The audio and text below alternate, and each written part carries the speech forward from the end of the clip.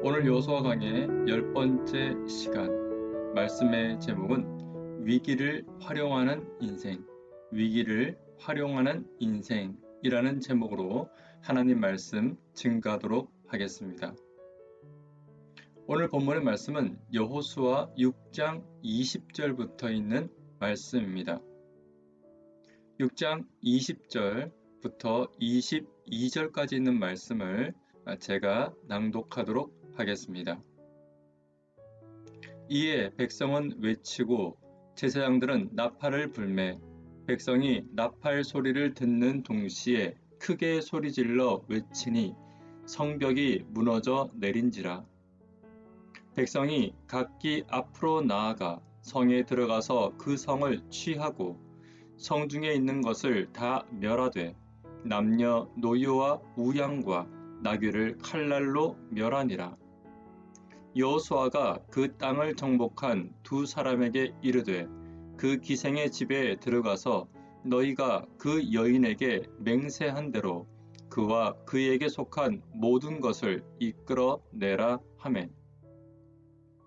본문의 말씀은 우리가 다 잘 아는 것처럼 여리고성이 드디어 무너지고 라합의 가족들이 구원을 받는 이야기를 가지고 있습니다.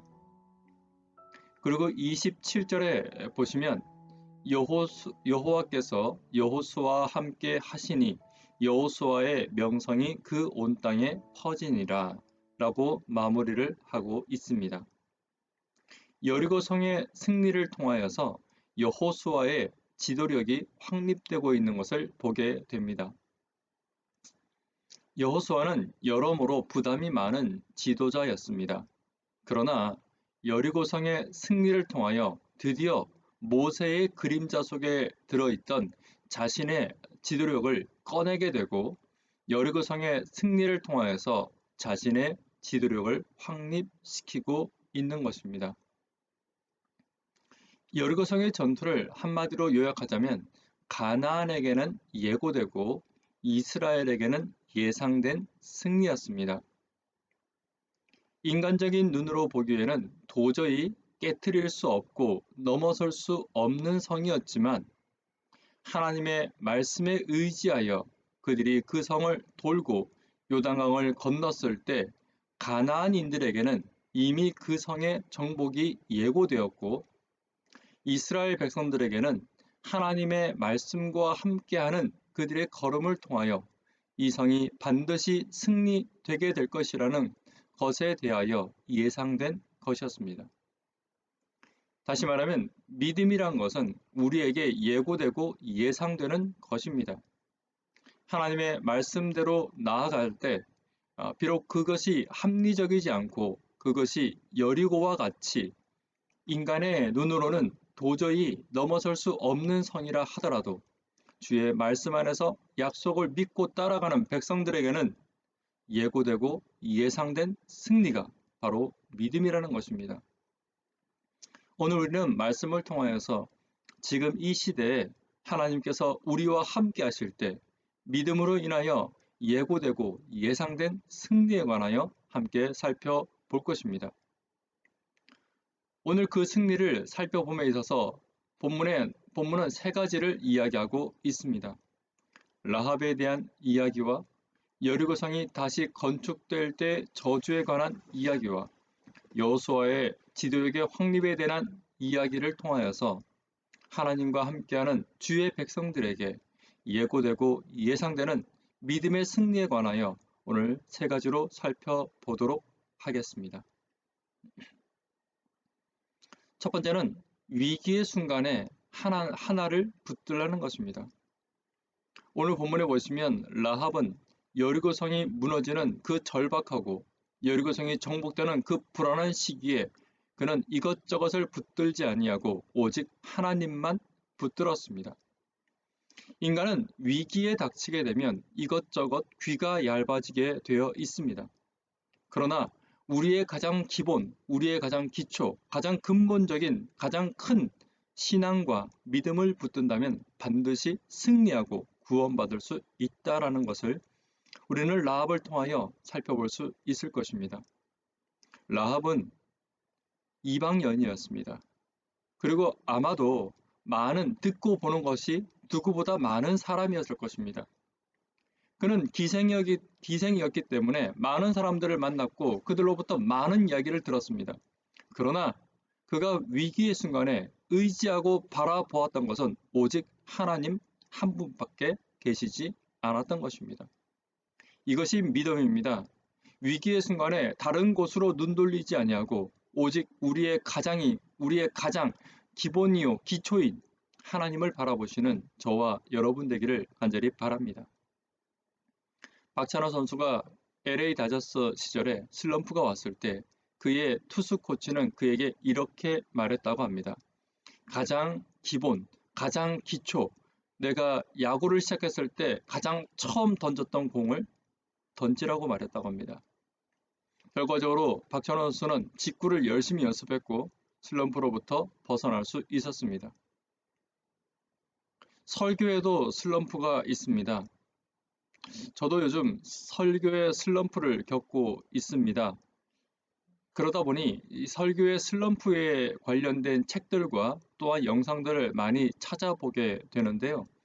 거기서 하나같이 하는 이야기들은 다 집중하라는 것입니다. 본문의 이야기에 집중하고 가장 기본과 가장 기초적인 설교에 집중하라는 것입니다. 5분짜리 설교에 더 집중하라는 것입니다. 그래서 다른 살을 붙이는 설교가 아니라 본문을 정확하게 드러내기에 더 노력하면 그 슬럼프를 이겨낼 수 있다는 것입니다. 기초와 기본에 집중할 때 위기는 탈출되는 것입니다. 사진을 찍을 때도 마찬가지입니다. 집중할 곳을 집중하지 못하면 그 사진은 아무 의미가 없습니다. 우리가 풍경 사진을 많이 찍지만 그 풍경 사진을 다시 보지는 않습니다. 왜냐하면 그곳에는 작품이 되지 못하는 이유가 있기 때문입니다. 집중이 없으면 아무리 좋은 풍경 사진이라 하더라도 결코 작품이 될 수는 없습니다. 사랑하는 성도 여러분, 우리의 위기의 순간에 우리가 가장 집중해야 될 곳, 바로 하나님, 그리고 우리의 위기의 순간에 가장 우리의 기본적인, 기초적인 기준이 되는 하나님의 말씀과 하나님께 집중하시는 저와 여러분 되기를 간절히 바랍니다. 두 번째는 미래는 말씀대로 이루어짐을 기억하라는 것입니다. 오늘 본문에 보시면 여리고성에 대한 저주가 나오고 있습니다. 그 기초를 쌓을 때 장자를 잃을 것이요 문을 세울 때 계자를 잃을 것이다 라고 예언되어 있습니다. 합리적이지 않습니다. 이것이 이루어질 것에 대해서 사실은 잘 믿어지지 않는 것입니다. 그래서 열왕기상 16장에 보면 이것에 대해서 시험을 가진 자가 있었습니다. 그때 베델 사람 히엘이 여리고를 건축할 때 저가 그 터를 쌓을 때 맏아들 아비람을 잃었고 그 문을 세울 때 말째 아들 수굽을 잃었다라고 이야기하고 있는 것입니다. 합리적이지 않습니다. 그러나 하나님의 말씀이었기 때문에 이것은 그대로 성취되고 있는 것을 보게 됩니다. 세상의 역사가 합리적으로 또한 인간의 지혜대로, 인간의 지식과 경험대로 이루어지는 것 같지만 근본적으로는 하나님의 말씀대로, 하나님의 능력대로, 하나님의 복음대로 이 땅이 흘러가고 있다는 것을 저와 여러분들은 잊어서는 안 될 것입니다. 미래가 불안하고 힘들고 어려울지라도 주의 말씀에서 승리가 예고되어 있고 주의 말씀에서 약속이 예고되어 있다면 그 약속과 그 예고된 대로 반드시 이루어지게 될 것입니다. 창세기 19장에 보시면 롯의 사위들에 대한 이야기가 나옵니다. 노란색 글씨를 보시면 너희는 일어나 이곳을 떠나라 하는 롯의 말에 그 사위들은 그것을 농담으로 여겼다라고 이야기하고 있습니다. 왜 농담으로 여겼을까요? 합리적이지 않기 때문이었습니다. 그 당시에 최고의 과학과 최고의 문화가 발전되어 있었던 소돔과 고모라 땅이 하나님의 심판에 의해서 불로 하루아침에 멸망될 것이라는 것은 그들의 상식선에서, 그들의 지혜 안에서, 그들의 경험 안에서 결코 합리적이지 않았던 것입니다. 그러나 하나님의 말씀이었기 때문에 그것은 이루어졌습니다. 저는 이 교회가 이 위기의 시기에 분명히 말씀을 붙들고 나아갈 때 하나님께서 더 큰 부흥을 주실 것을 저는 확신합니다. 어떤 사람이 저에게 물을 것입니다. 목사님은 어떻게 그것을 확신하냐고. 어떻게 그 일을 이룰 것이냐라고 저에게 질문한다면 저는 모릅니다. 저는 그것에 대하여 방법과 계획을 제 나름대로 설명드릴 수 없습니다. 그러나 확신하는 한 가지 이유는 하나님의 말씀에 그것이 예고되고 예상되고 있기 때문입니다. 저와 여러분들이 비록 어려운 시기이지만 주의 말씀을 붙들고 나아갈 때 하나님은 반드시 승리하게 해 주실 것입니다. 합리적이지도 않고 지식적이지도 않고 경험적이지도 않습니다. 그러나 그것이 하나님의 약속이요 하나님의 말씀이기 때문에 반드시 이루어질 것을 저는 확신합니다. 세 번째는 어려움은 우리의 영적인 능력을 강화시킨다는 것입니다. 모세 이후에 여호수아가 지도자가 되고 난 이후 여호수아는 많은 고민이 있었을 것입니다. 사람들에게는 모세의 그림자가 너무 짙게 드리워져 있었습니다. 그러나 이 어려움의 시기에 여리고성의 승리를 통하여서 여호수아는 모세의 그림자를 지우고 이스라엘의 지도자로서 확립될 수 있었던 것입니다. 난세에 영웅 난다라는 말이 있습니다. 저는 이 여호수아를 보면서 골리앗 앞에 다윗이 생각났습니다. 다윗은 어린 소년이었고 또한 골리앗은 다윗에게 여리고 같은 존재였습니다. 그러나 그 다윗이 하나님의 말씀을 의지하여 골리앗을 물리쳤을 때 하나님께서는 그에게 여호수아에게 주셨던 다윗에게 주셨던 확고한 지도력을 허락해 주었습니다.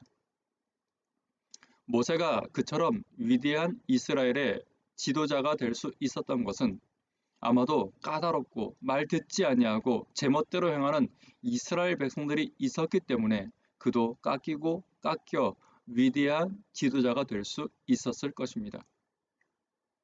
저와 여러분들의 인생 가운데서도 분명히 까다로운 사람이 있습니다. 그러나 그 사람들로 인하여 저와 여러분들은 더 많이 기도하고 그 사람들로 인하여 하나님께 더 무릎 꿇는 경험을 반드시 하게 될 것입니다. 또 그들로 인하여 저와 여러분들의 믿음은 더 성장하게 될 것이고 그 사람들로 인하여 하나님과 더 가까워지게 되는 경험이 반드시 있을 것입니다. 그리고 이후에는 그 사람들로 인하여 오히려 저와 여러분들의 신앙 안에서 더 믿음이 풍부해져서 더 큰 믿음을 가지게 될 것이고 더 큰 승리를 가지게 될 것입니다. 야곱의 삶 가운데 우리가 잘 아는 라반이라는 사람이 있습니다. 그 라반은 야곱보다 더 야곱 같은 사람이었습니다. 야곱은 속이는 자였죠. 근데 라반은 야곱보다 더 잘 속이는 자였습니다. 그는 그의 딸을 이용하여 야곱을 2번, 3번씩 속여 먹었고 또한 자기의 조카, 가족의 월급을 제대로 주지 않고 10번이나 그 연봉을 미루는 일을 그는 행했습니다. 그런 라반 밑에서 야곱은 하나님을 붙잡는 법과 인생을 의지하는 것이 아니라 하나님의 지혜를 의지하는 법을 배웠을 것입니다. 그래서 그는 라반 이후에 그의 삶이 완전히 바뀌게 되었습니다. 열국의 아버지로서 하나님을 붙잡고 나아가는 믿음의 사람으로서 그는 변화될 수 있었던 것입니다. 그에게 라반은 장애물이었고 여리고였고 골리앗이었지만 그의 인생을 변화시키는 중요한 역할을 했던 것입니다.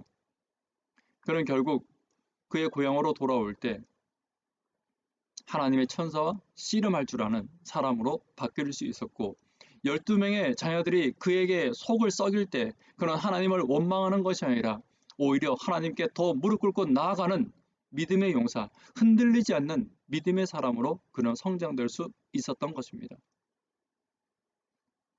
사랑하는 성도 여러분, 저와 여러분들의 인생 가운데 풍년의 때에 흉년을 준비하는 일도 필요하지만 흉년의 때에 풍년을 준비하는 일도 반드시 필요합니다. 어려움의 시기에 하나님과 함께하는 경험과 여리고 앞에서 하나님의 말씀을 의지하는 법을 배워가며 우리에게 있어서 하나님께서 주시는 부흥을 오히려 어려움의 시기에 더 꿈꿀 수 있는 믿음이 저와 여러분들에게 있게 되기를 간절히 바랍니다. 지금은 교회가 어려운 시대라고 다 이야기합니다. 그러나 하나님은 어려움의 시기를 결코 어려움으로 남겨두지 않으실 것입니다. 여러분, 중세 암흑 시대에는 지금보다 어렵지 않았습니다. 그러나 그 중세 암흑 시대에 예수를 믿을 때 죽음을 불사르지 않았던 그 믿음의 사람들로 인하여 교회는 더 부흥되었고 믿음은 더 성장했으며 교회는 더 성장하였습니다. 믿는 사람들이 수다한사가 늘어났습니다. 그 어려움의 시기에 흉년의 때에 오히려 더 풍년을 준비할 수 있는 것입니다. 지금 이 어려움의 시기에 저와 여러분들이 믿음 안에서 하나님을 붙잡고 승리하는 경험을 하게 된다면 교회는 다시 풍년의 때가 돌아왔을 때 교회는 그 풍년의 때에 당황하지 아니하고 모든 준비를 다 끝마치고 그 풍년을 누릴 준비를 흉년의 때 할 수 있을 것입니다. 아무쪼록 이 시기에 더 많이 기도하시고 더 많이 말씀에 집중하시고 더 많이 하나님과 동행하시기를 기뻐하시는 저와 여러분 되기를 간절히 바랍니다. 말씀에 결론 맺도록 하겠습니다. 오늘 위기를 활용하는 인생이라는 제목으로 하나님 말씀 나누었습니다. 인생의 위기를 대하는 하나님의 백성들의 자세를 살펴보았습니다. 위기의 순간에 눈 돌릴 곳이 많을 때 하나님만 바라보시는 저와 여러분 되기를 간절히 바랍니다. 두 번째, 미래는 인간의 생각과 계획대로 되는 것이 아니라 미래는 하나님의 말씀대로 된다는 것을 결코 잊지 않게 되시기를 간절히 바랍니다. 그러므로 저와 여러분들은 말씀의 인생을 걸어야 합니다. 미래가 불안하고 현실이 불안할지라도 그 불안함에 떨기보다는 하나님만 바라보고 하나님의 약속을 바라보며 미래를 준비하고 나아가시며 이 위기의 순간에 오히려 교회의 부흥을 함께 꿈꾸시는 저와 여러분 되기를 간절히 소망합니다. 위기는 나를 세우는 기회가 될 것입니다. 나의 신앙을 세우고 교회의 신앙을 세우고 교회의 부흥을 준비하는 가장 중요한 시기가 위기의 시기가 될 것입니다. 아무쪼록 저와 여러분들의 삶 가운데 인생의 여리고 앞에서 더 큰 부흥과 더 큰 하나님의 섭리와 더 큰 하나님의 강력을 맛보시는 저와 여러분 되기를 진심으로 소망하며 말씀을 마치도록 하겠습니다.